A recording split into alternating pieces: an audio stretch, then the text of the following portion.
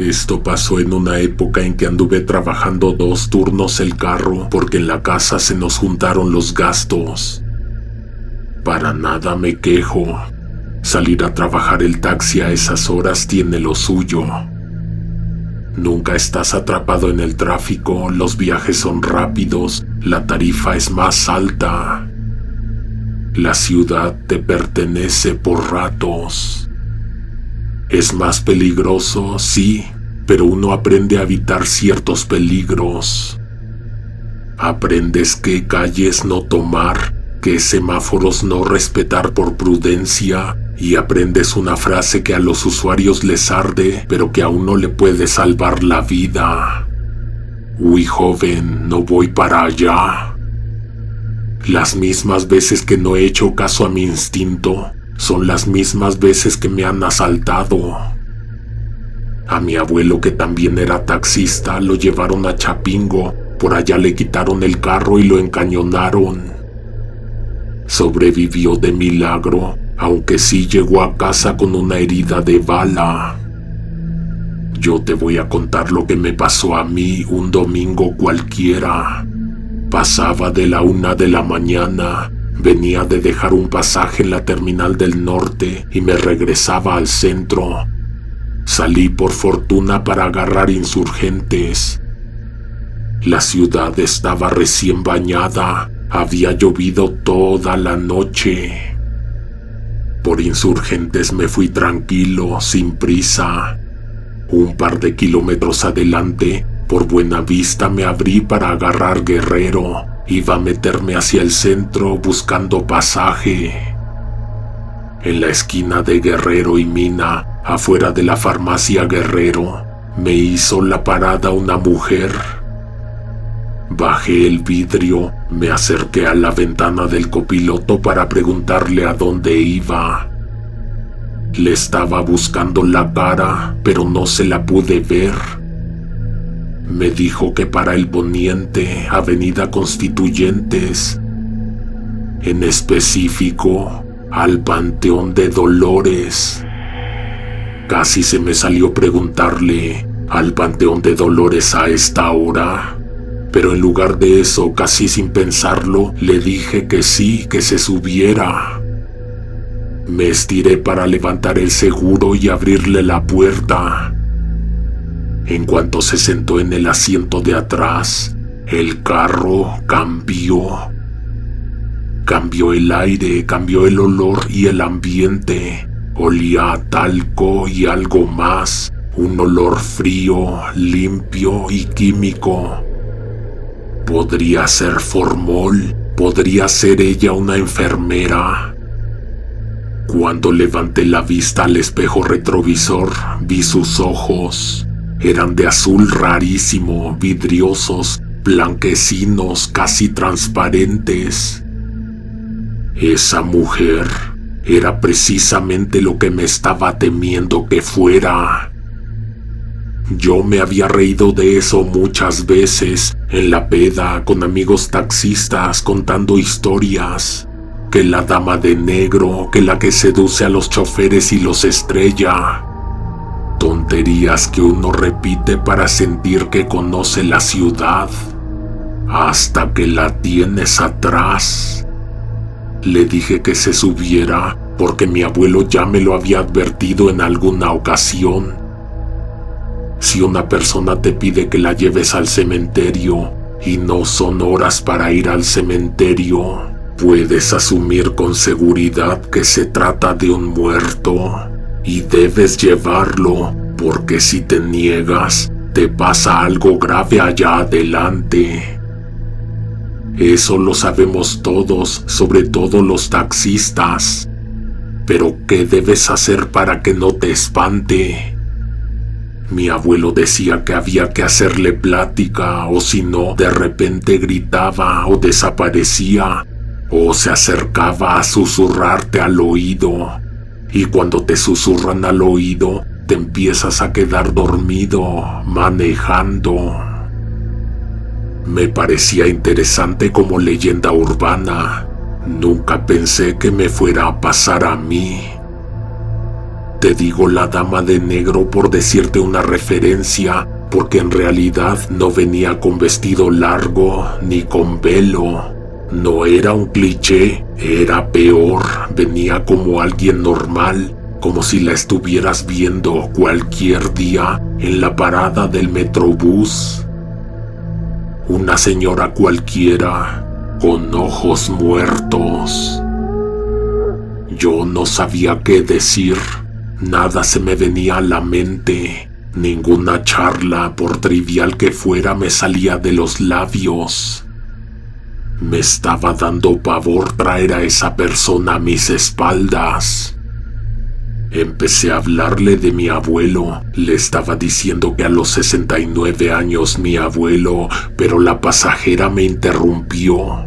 Me dijo que a los 69 años se murió mi abuelo, que él era taxista, que de él había heredado el oficio, que yo me había comprado este carro y que él me había ayudado con las placas, a conseguirlas y con la mitad para pagarlas. Me dijo que él fue un hombre del que aprendí demasiado, que su forma de hablar era muy peculiar, que trabajó hasta el último día de su vida. Yo estaba sudando. No podía creer lo que estaba escuchando. Seguía manejando, pero ya no sentía el cuerpo. Tenía las manos pegadas al volante, los hombros duros, el cuello rígido. Trataba de ignorar la mirada muerta que venía de atrás, pero era muy fuerte y cuando volteaba, sentía que se me ponía toda la piel de gallina. Me quedé callado y no supe cómo ni con qué continuar. Discretamente empecé a meterle velocidad porque ya quería llegar. La persona no dejaba de insistir con la mirada en el espejo. Cuando miraba, comprobaba que ella me estaba viendo y que se estaba haciendo más para adelante. Le subí la radio para matar el silencio, pero no pasaron ni 10 segundos cuando el volumen solito se bajó. Hazle plática. Yo ya no tenía saliva. Lo primero que me salió de la boca fue la pregunta más pendeja posible. ¿Y a qué va el panteón? Entendí la magnitud de lo que acababa de preguntar en el momento en que terminé de preguntarlo. Si te digo, te vas a morir de un infarto, respondió. Sentí sudor frío. La respuesta me hizo temblar. ¿Quieres que te hable más de tu abuelo?, preguntó. No contesté. Yo lo conocí. Me quedé esperando la explicación racional que me dijera, no es cierto, pero lo dijo firme. Por eso sé lo que sé, porque lo conocí. No creas que leo la mente. Se acomodó un poco y por el espejo vi que se acercaba tantito. La sensación era asquerosa, como tener a alguien demasiado cerca de la nuca. Sé que tienes miedo, dijo. Vienes con las manos apretando el volante, rígido, despegado del asiento. Cuando me lo dijo me di cuenta de que era cierto, y aunque quise relajarme, no pude. No podía aflojar ni un músculo con esa cosa atrás. Tu abuelo está enterrado en el Panteón de Dolores, continuó. Yo puedo reconocer su tumba, aunque sea de noche. Yo manejaba mirando al frente y aún así sentía la mirada clavada en la parte de atrás de mi cabeza. A mí me gusta caminar, pero a veces paro un taxi para platicar con alguien. Rápido llegamos a Constituyentes. De ahí al panteón faltaba un tramo. Ahí ya no hablamos. Me estacioné frente a la reja cuando arribé. Yo esperaba que se bajara y ya, que se acabara, pero no, todavía faltaba una cosa. Metió la mano a su bolso y sacó billetes doblados y arrugados. Me los puso en la palma. La puerta se abrió, se bajó, caminó hacia el frente del taxi y se agachó para mirarme por la ventana del copiloto. Yo pensé, ahorita me arranco, pero ella hizo una seña con los dedos para que bajara el vidrio, solo un poco.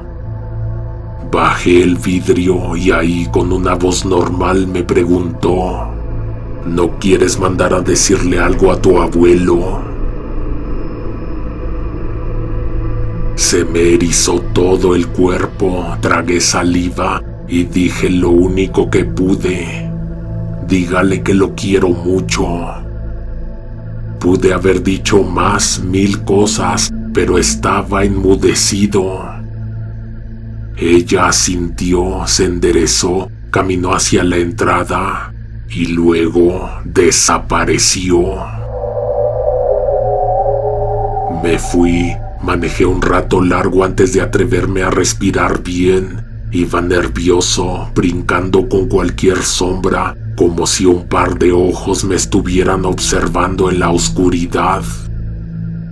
En un semáforo agarré el dinero que me había dado y lo vi bien. No eran billetes, eran obituarios recortados del periódico.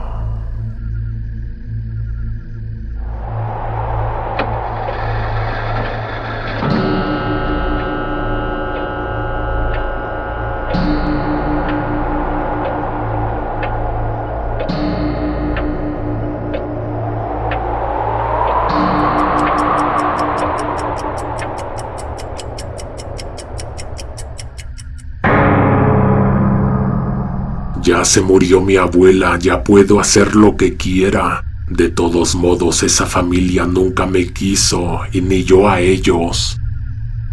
Con mi abuela era diferente, para ella todo. Sabía que si contaba lo que te voy a contar, se iba a sentir mal y se iba a poner triste. Y eso, aunque yo creo que ella jamás hubiera escuchado este programa, seguro alguno de mis primos me iba a acusar. Esteban, el primogénito de mi abuela, era taxista. Cómo cuidaba su carro, lo tenía impecable. Creo que lo lavaba diario. Sin falta, a las 6 de la mañana todos los días escuchaba la aspiradora. Era Esteban, que casi le sacaba chispas al cofre cuando lo enceraba. Puede que no se trate de algo malo. De hecho, es un buen hábito. Yo me he subido a taxis que hasta traen cucarachas. No, mi tío compraba cajas de aromatizante, la chica fresa o el arbolito verde. Su carro olía a ese aromatizante, su casa, su persona, la estela que dejaba por donde pasaba. ¿Y para qué te cuento esto? Porque un día cayó enfermo, tuvo que dejar de trabajar, estudios, medicamentos, tratamientos, una operación. Los ahorros de mi tío se acabaron pronto y como no podía trabajar, tuvo que prestar el carro, rentarlo.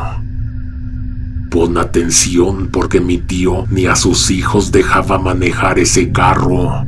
Y eso que ellos eran igual que él de dedicados con la limpieza y mantenimiento.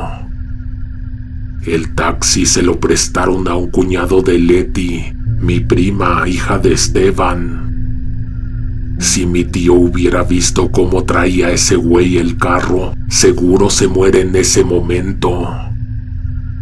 Llegaba Emanuel a entregar el carro siempre después de las 12, cuando se le había dicho que a las 11 máximo.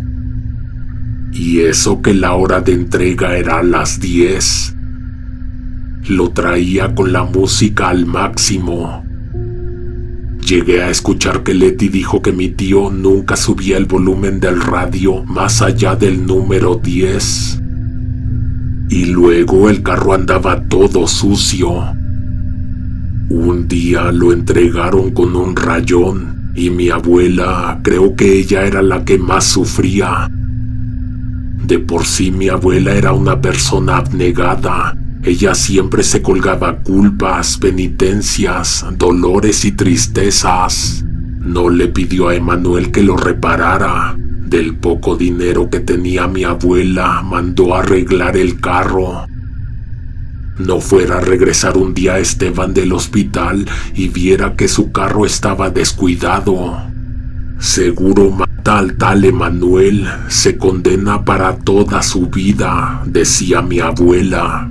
Y pues yo era quien tenía que llevar el carro, y yo era el que tenía que ver la vergüenza que pasaba la viejilla, contando los pesitos que tenía por todos lados de su recámara para completarlo de la hojalateada.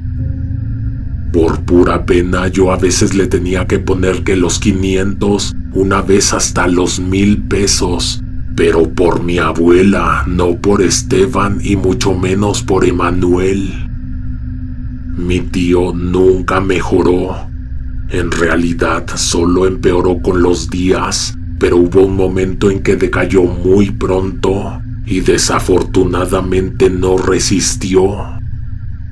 El día en que lo velaron, la única persona que no se apareció, ¿quién te imaginas que fue?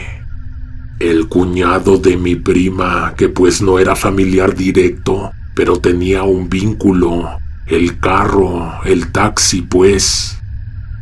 Mi abuela estaba muy afligida, yo la estuve acompañando días completos. En un momento me preguntó por Emanuel, que le pareció que no había estado en el sepelio. Yo le dije que no lo había visto para nada, pero que además llevaba varios días sin entregar el carro. Mi abuela entonces me confesó que el tipo tenía 2 semanas que no entregaba la renta y que por eso ella había tenido que ir a empeñar unas joyas porque se había estado necesitando el dinero en casa de Esteban. No sabes cuánto coraje me dio. Busqué a Leti para preguntarle dónde vivía su cuñado. Ella me dijo que no sabía. Le dije que tenía semanas que no entregaba cuenta y como unos 3 días que no llevaba el carro de su papá. Ella, con quien se enojó, fue conmigo que porque no le había dicho, y yo le respondí que yo no era el administrador ni de las rentas ni del carro. El Emanuel desapareció, no dijo a dónde fue, dejó de responder el celular y obviamente se llevó el carro. A mi abuela le dio un derrame del coraje y el estrés que le provocó la situación. Decía que lo más seguro era que alguien le había ido a decir a su hijo que el taxi se lo tenían bien maltratado, o que ya no se lo iban a devolver y que por eso se murió.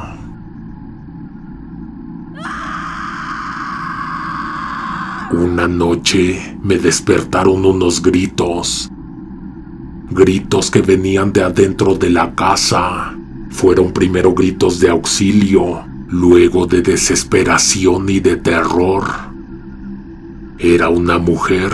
Yo pensé que era Leti, porque además escuchaba que venía de allá, de casa de Esteban. Vi que se prendió la luz del cuarto de mi abuela e inmediatamente me levanté y fui a verla. Iba a tocar en su puerta cuando ésta se abrió. Estaba vestida y un poco alarmada, y ya iba para casa de Esteban para ver qué estaba pasando. Jamás hubiera imaginado qué fue lo que sucedió, ni en un sueño febril. En la cochera de mi tío, que en paz descanse, estaba de vuelta su carro. ¿Y quién gritaba entonces?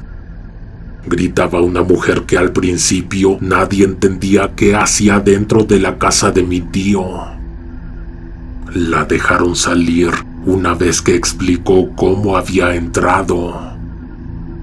Entró en el taxi y escucha esto. La trajo Esteban. Sí, mi tío muerto. Ella lo describió de pies a cabeza. Dijo que la había levantado por la Nueva Atzacualco y que venían bien, pero que de repente se desvió y se vino para Casas Alemán, que es donde vivimos nosotros.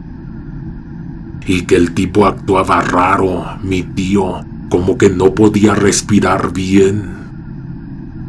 Mi abuela estaba casi de rodillas escuchando lo que decía la mujer. Esteban se murió de una complicación respiratoria.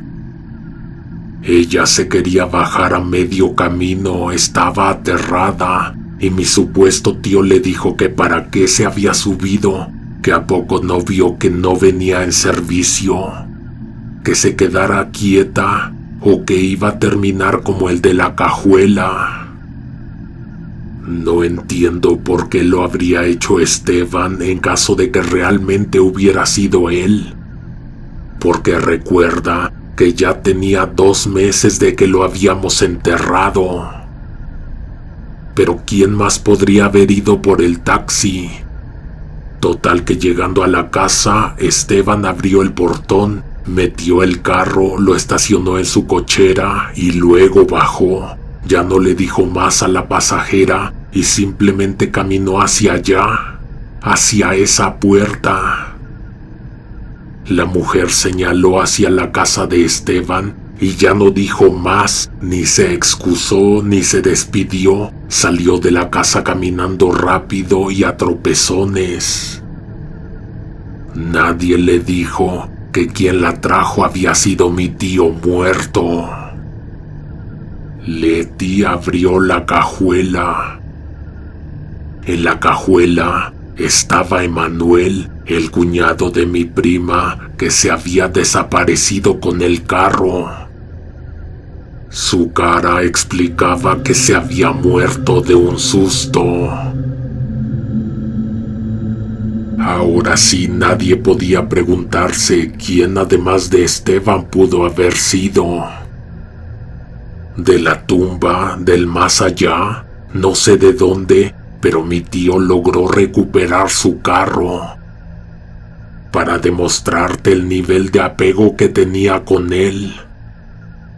La verdad es que no sé qué hicieron con el cuerpo de Emanuel. De eso se encargaron mis tíos. Yo ni tuve intenciones de preguntar. El carro rara vez lo sacan de la cochera. Jamás lo volvieron a usar como taxi, y las placas, que son cosa valiosa, ni siquiera las rentaron o las vendieron. Se quedaron ahí a echarse a perder junto con todo lo demás. Ella solo decía que era lo que su papá hubiera querido, que nadie tocara el carro. La muerte de Esteban afectó demasiado a mi abuela. Ella se fue opacando, se fue haciendo menos a partir de entonces, y con la aparición del carro enfermó. No estuvo con nosotros ni un año más. El día en que falleció mi abuela, toda la calle y toda la casa olieron a la chica fresca y al pino verde. Mis tíos dicen que Esteban vino por ella.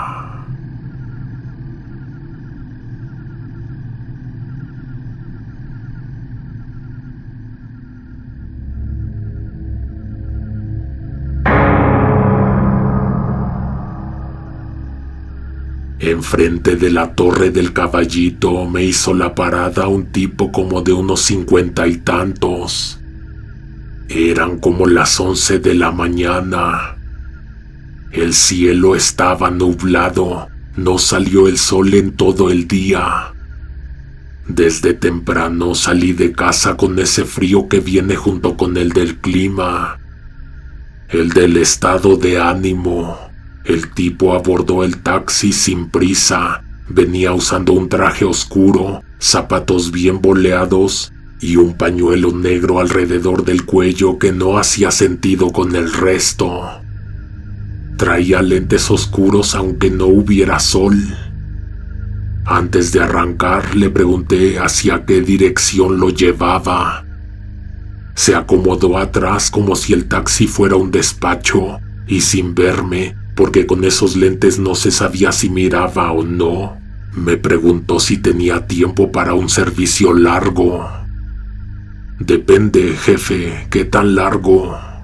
Unas 6 horas, varias partes de la ciudad. Ese tipo de servicios me gusta, la gente se confía y el taxímetro sigue corriendo. Con gusto, patrón, le dije. Antes de que yo me diera primera, el tipo soltó: Guillermo, ¿verdad? Me quedé helado un segundo. Luego caí en cuentas, lo había leído del tarjetón, ahí donde va tu cara, tu nombre, tu fecha de nacimiento. Sí, patrón. No use el radio ni su teléfono, dijo. Solo maneje. Esas palabras le salieron como quien está acostumbrado a que le obedezcan. Asentí, aunque sin ganas. Parecía que era un cliente bueno, y yo pues estaba trabajando por dinero. La primera parada fue en Narvarte. Me dio la dirección exacta y me pidió que me quedara en doble fila porque no había dónde estacionarse. Fue afuera de una casa normal. Algo que noté desde el principio fue esto: entraba con su propia llave. No tocaba timbre, no esperaba a nadie. Metía la llave, abría y se metía como si la casa fuera suya. La primera vez se tardó como 20 minutos. Cuando regresó traía la mandíbula apretada, rechinando los dientes. Parecía como si se hubiera metido algo, un estimulante, un choque de energía o rabia. La ropa intacta, la cara seca, eso sí, venía respirando fuerte, como si hubiera corrido.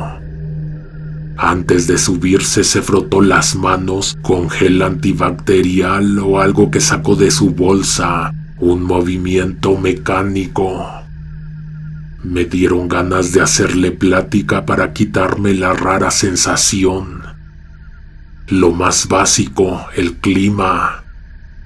Está feo el día, ¿no? Nublado. El tipo dijo: sí, me encanta.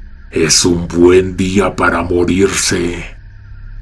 Y como que quiso reírse, pero la risa no le salió, se le atoró. Terminó aclarándose la garganta fuerte, como si estuviera atragantándose con algo. Yo tragué saliva y ya no dije nada. De ahí nos fuimos a División del Norte, por el Parque de los Venados, otra casa, otra vez su llave. Mientras lo esperaba, me puse a pensar a qué demonios se dedicaba. Agente de bienes raíces, pensé, de esos que manejan propiedades, o gestor, o alguien que cobra deudas. En un servicio largo en taxi también es estar horas quieto, así que me estaba empezando a quedar dormido cuando se escuchó un grito en algún lado, adentro, a un lado de la casa, no supe, un grito rápido, cortado. Me incorporé y fue justo el momento preciso porque en ese segundo el tipo venía saliendo de la propiedad. No se veía alterado, no se veía apurado, pero venía otra vez respirando fuerte y al acercarse noté un detalle. Las suelas traían tierra como si hubiera pisado patio o jardín. Se subió y yo me le quedé viendo por el espejo. Él se acomodó el pañuelo negro en el cuello. El gesto fue breve, pero yo alcancé a ver un pedazo de piel marcada, una cicatriz que no parecía accidente doméstico. Vámonos, dijo, y nada más. Agarramos viaducto hasta Congreso de la Unión, lo tomamos hasta Taller y llegamos a un domicilio en esquina con Lorenzo Boturini. A un lado había un restaurante. «¿No quiere una cerveza? Yo invito», me dijo. Le rechacé la oferta, pero sí me fui a echar unos tacos en lo que salía. Él no insistió, solo se bajó con esa misma calma de gerente. Las horas se fueron como agua. Dieron las 6 de la tarde y el tipo casi no había hablado nada. Solo instrucciones: la derecha, ese puente, aquí me espera, no me tardo nada. Yo intenté preguntarle a qué se dedicaba, pero no me contestó. Sé que me escuchó, pero me ignoró como si yo fuera parte del volante. Haz de cuenta como si yo no existiera como persona.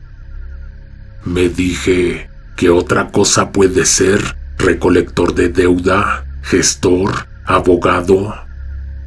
Alguien que arregla cosas con llave propia. Pero en la siguiente escala me di cuenta de otra cosa. Venía armado. No podía creer que no me había dado cuenta. La postura, el porte, la forma de sentarse. A partir de ahí sentí presión real. Ya no era un servicio largo. Yo estaba prestándome para llevar a un sujeto armado a domicilios donde entraba con llave y de donde salía lavándose las manos. Más tarde estábamos en Iztapalapa y ya se había hecho de noche. De donde salió esa vez, venía con una botella de tequila del caro y traía 2 vasos con hielos, como si el taxi fuera una sala privada. Me ofreció uno. No, gracias, le dije. Me preguntó si ya había comido. Sí, ¿y usted? No respondió.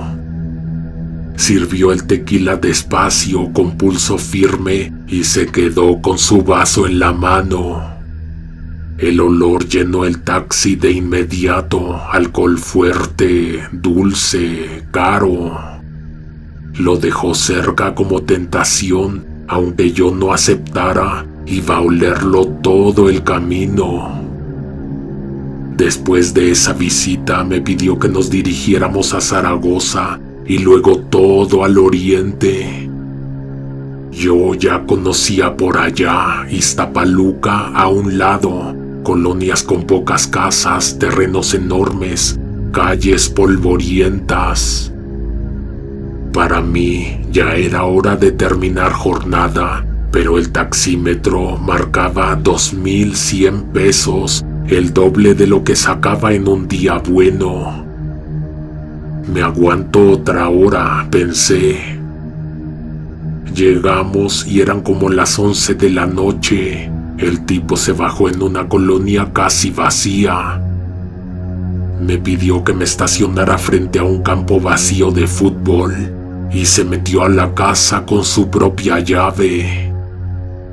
Pasó 1 hora, pasaron 2 y no salía. En ninguna otra escala se había tardado tanto. Yo para ese punto estaba con que media hora más y me voy a la chingada. Estaba enojado, preocupado y nervioso. Sentía que ya había perdido el día entero con ese cabrón. Pero también pensé, esto es una oportunidad. Me voy ahorita y ya, antes de meterme en pedos. Prendí el carro. Hasta miedo me dio avanzar y empezar a alejarme de ese lugar, como si al hacerlo se fuera a encender una alarma. No pasaron ni 5 segundos cuando escuché un chiflido. Era él. Me hizo señas de que me regresara y luego se llevó la mano a la cintura para que yo viera que no me estaba pidiendo nada, me estaba ordenando. Regresé. El tipo caminó lento hasta el taxi, se asomó y dijo: «Este ya es el último, me está dando batalla, pero no le calculo más de media hora». Ya se iba a dar la vuelta cuando se regresó, se asomó al taxímetro y preguntó: «¿Está funcionando bien?». Sin sonar sarcástico le dije: «Pues ya llevamos 12 horas». El tipo chasqueó la lengua. «Otros días para esta hora ya me están cobrando casi 4,500. No sé por qué, pero eso me dio más miedo que el arma, porque significaba que no era la primera vez, que él tenía el registro mental del costo de ese tipo de recorridos, porque los hacía muy seguido. Se tardó exactamente 35 minutos. Se subió al taxi, venía respirando fuerte otra vez, como si hubiera corrido, pero su traje se veía impecable. Solo la tierra en la suela del zapato lo delataba. «Ahora sí», dijo, «llévame a donde me recogiste, al Caballito». Sin tráfico a esa hora, 40 minutos máximo le calculaba. Veníamos casi a 140 sobre Zaragoza cuando se me ocurrió preguntarle por qué se había tardado más en la última parada. En cuanto lo dije, sentí que la cagué. El tipo me miró por el retrovisor. No fue... bueno, más bien me clavó la mirada como si lo hubiera insultado. «Concéntrese en manejar», dijo, «mire al frente». Me dieron ganas de mentarle la madre, pero me contuve. Solo sonreí y obedecí como empleado. Entonces habló de nuevo, de la nada. «Le voy a dar 4,000», dijo, «pero písele». Llegamos al centro histórico rápido. Ya casi estábamos como a 1 o 2 calles cuando el tipo rompió el silencio con una voz tranquila. ¿A poco no se dio cuenta de que en cada lugar donde fuimos se murió una persona? Yo sentí que el estómago se me bajó a los pies. No es observador», añadió con desprecio. «¿Quién se imagina que soy?». Yo, nervioso, dije lo primero que se me ocurrió: «Usted es la mano derecha del jefe». El tipo giró apenas la cabeza. «¿Del jefe?», repitió. «De la jefa, más bien». Se hizo un silencio. Yo solo voy a ajustar cuentas con los que no cumplieron la promesa, con los que rompieron el juramento. «Usted pasó la prueba», añadió. «¿Cuánto tiempo lleva jurado?». Yo no entendí la pregunta, me quedé callado mirando al frente. Él lo tradujo entonces. «¿Cuánto tiempo tiene sin probar una gota de alcohol?». No lo miré, pero le respondí con orgullo que llevaba 3 años sin tomar. El tipo se quedó callado un segundo. «Siga así, amigo, le conviene». Sacó unos billetes de 500 y me los dio. Antes de bajarse soltó la última frase sin subir la voz: «Lo voy a estar vigilando». Se bajó frente al Caballito. Se acercó a la entrada de un edificio con las puertas oscurecidas y me dijo adiós con la mano. Retrocedió y la sombra de la recepción lo absorbió como si fuera nada, nadie.